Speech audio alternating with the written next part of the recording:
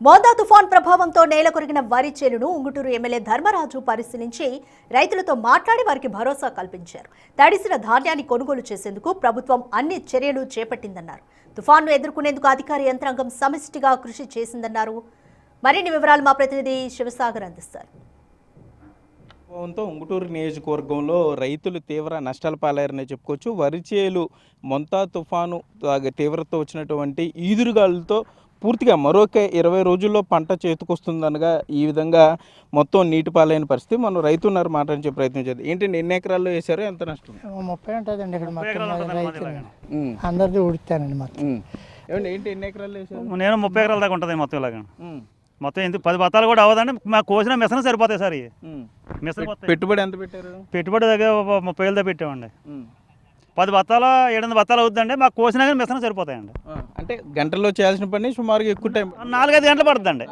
గంట కోసి మిషన్ అండి పడిపోయిన వల్ల 4-5 గంటలు పడుతుందండి. ఉంగుటూరు ఎమ్మెల్యే ధర్మరాజు గారు సైతం వరి పొలాల్లో దిగి రైతులతో మాట్లాడే ప్రయత్నం చేస్తున్నారు.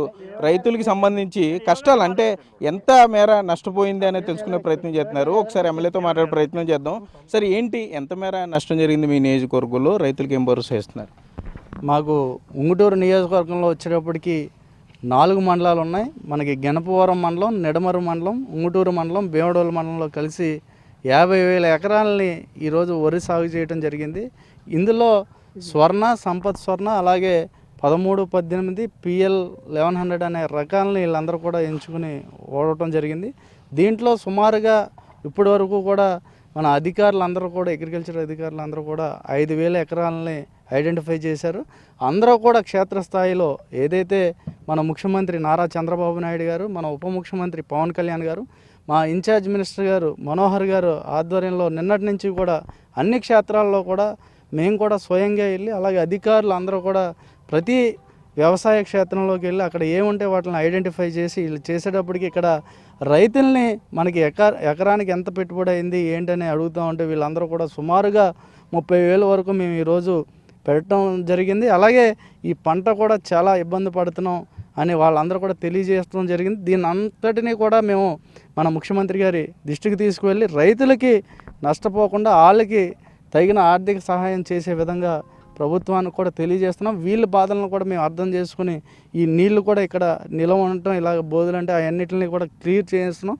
ఎందుకంటే రైతులందరితో పాటు ఈ రైతుల పక్షాన మన కూటమి ప్రభుత్వం వాళ్ళందరికీ కూడా అన్నీ కల్పించేటట్టు వాళ్ళు కోరుకునే విధంగా, అంటే ఈరోజు మనం చూస్తున్నాం మొన్నటి నుంచి కూడా నిన్న మార్నింగ్ని 5 o'clock నుంచి కూడా అందరూ కూడా క్షేత్రస్థాయిలో ప్రతి ఒక్కరు ఆఫీసర్లు వచ్చి, అలాగే పడిపోయిన ధాన్యం కూడా పోకుండా మనకు స్ప్రేలు అయి చేయంతో, అంటే సాల్ట్ అలాగే ఇంకా వేరే వాటిని కూడా అధికారులు సూచనల మేరకు వాళ్ళు రైతులతో కూడా అన్నీ చేస్తాం. మేము కూడా ఇంచుమించు ఈ మండలాల్లో నిన్న ఉంగుటూరు మండలం, ఈరోజు గణపవరం మండలం చూసాం, మార్నింగ్ నిడమరు మండలంలో కూడా చూసాం, ఈరోజు భీమడోలు మండలంలో కూడా వెళ్ళి రైతులందరితో కూడా కలిసి రైతుల ద్వారా స్వీకరించి వాళ్ళ ద్వారా మొత్తం ఇక్కడ ఉన్న వ్యవస్థని తెలుసుకుని దాని ద్వారా ప్రభుత్వానికి తెలియజేసి ప్రభుత్వం ద్వారా రైతులకి లబ్ధి చేకూరేటట్టు. ఇప్పుడు మీరు చూసుంటారు, పూర్తిగా తడిసిపోయిన పరిస్థితి. మీరు కూడా తీసి చూశారు మొత్తం ఈ ధాన్యం. ఇంకొక 20 రోజుల్లో ఇది పంట చేతికొచ్చేస్తుంది అన్నప్పుడు మరి ఏంటి ఈ తడిచిన ధాన్యానికి సంబంధించి ఏమైనా కొనుగోలు చేస్తున్నారా? ప్రత్యేకంగా ఏమైనా కేంద్రాలు పెట్టి వారి రైతుకి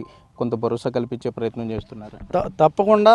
మనకి ఇప్పుడు ఉన్న పరిస్థితి మన ఇన్ఛార్జ్ మినిస్టర్ గారికి, అలాగే మన సివిల్ సప్లై మినిస్టర్ గారు మనోహర్ గారు స్వయంగా ఆయన కూడా చెప్పడం జరిగింది. రైతులకి ఎటువంటి ఇబ్బంది కలగకుండా, అంటే ధాన్యంలో కూడా ఎంతవరకు మనం చేయగలం, మోచరైనా నూకలైనా అవన్నిటిని కూడా పరిగణనలోకి తీసుకుని రైతులకి ఇబ్బంది లేకుండా దాన్ని ఆలోచించి చేస్తానని ఆయన కూడా తెలియజేశారు.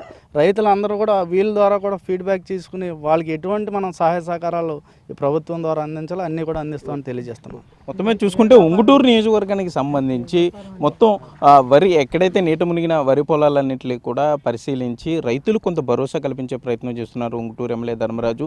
తడిచిన ధాన్యాన్ని కొనుగోలు చేసేందుకు కూడా మొత్తం ప్రభుత్వానికి నివేదిక ఇస్తాం, మద్దతు ధర కల్పించడానికి కృషి చేస్తామంటూ కూడా ఉంగుటూరు ఎమ్మెల్యే ధర్మరాజు చెప్పే పరిస్థితులు ఇక్కడ ఉన్నాయి. కెమెరామెన్ భాగ్యరాజ్తో సాగర్, బిగ్ టీవీ, పెప్పర్ నుండి.